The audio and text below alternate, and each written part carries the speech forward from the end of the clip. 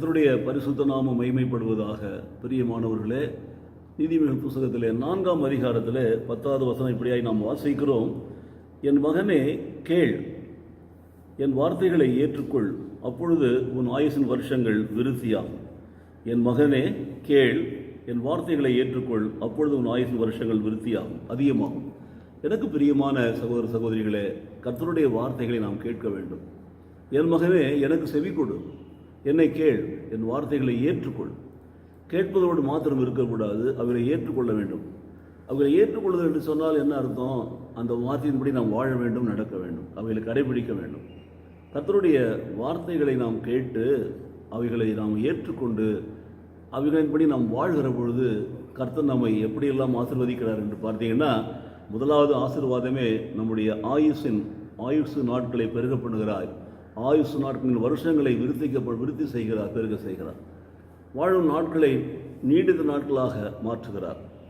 ஆகவே ஜீவனை கொடுக்கிறார். அது நீண்ட ஆயுளை கொடுக்கிற ஜீவனாக ஆண்டவரை ஏற்றுக்கொள்ளும்படி செய்கிறார். நித்திய ஜீவனை பெற்றுக்கொள்ளும்படி செய்கிறார். நித்தியமாய் ஆண்டவருக்குள் வாழ்கிற பிள்ளைகளாக இருக்க. ஆகவே ஆண்டவருடைய வார்த்தைகளை நாம் அலட்சியமாக கேட்கக்கூடாது. உற்சாகமாக மன விருப்பத்தோடு கூட நாம் அவைகளை கேட்க வேண்டும் என்று சொன்னால் விசுவாசத்தோடு நாம் கேட்க வேண்டும்.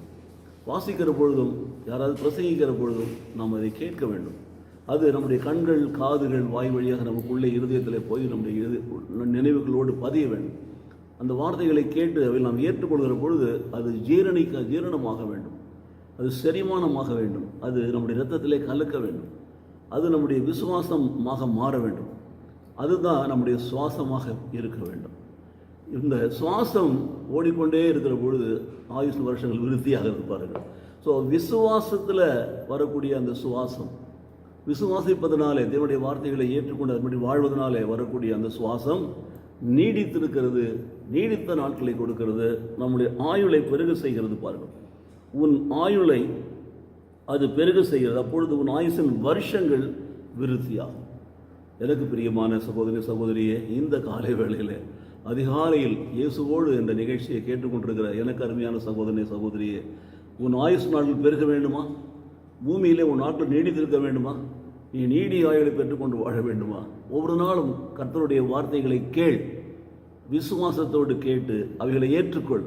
அவைகளை ஏற்றுக்கொண்டு அதன்படி நடக்கிற பொழுது கர்த்தர் இவ்விதமாய் உன்னை ஆசீர்வதிப்பார். ஜெபிப்போமா? நேசிக்கிற நல்ல பிதாவே, இந்த நாளுக்காக உங்களுக்கு நன்றி செலுத்துகிறோம். எங்கள் ஆயுசின் வருஷங்கள் விருத்தி ஆவதற்கு கர்த்தர் கொடுத்திருக்கிற ஆலோசனைக்காக நன்றி செலுத்துகிறோம். ஒவ்வொரு நாளும் ஆண்டவரே விசுவாசத்தோடு வார்த்தைகளை கேட்டு, விசுவாசத்தோடு வார்த்தைகளை ஏற்றுக்கொண்டு, விசுவாசத்தோடு நாங்கள் ஆண்டவரே அவர்களை அதன்படி நடக்கிற பொழுது நீர் எங்களுடைய ஆண்டவரே விசுவாசத்தின் பிரகாரம் எங்கள் சுவாசத்தை அதிகரிக்க செய்து வாழும் நாட்களை அதிகப்படுத்தி கொடுப்பதற்காக உமக்கு ஸ்தோத்திரம். ஆயுசு வருஷங்களை விருத்தியாக்குவதற்காக உமக்கு ஸ்தோத்திரம். இயேசு கிறிஸ்து நாமத்திலே பிதாவே, ஆமேன், ஆமேன்.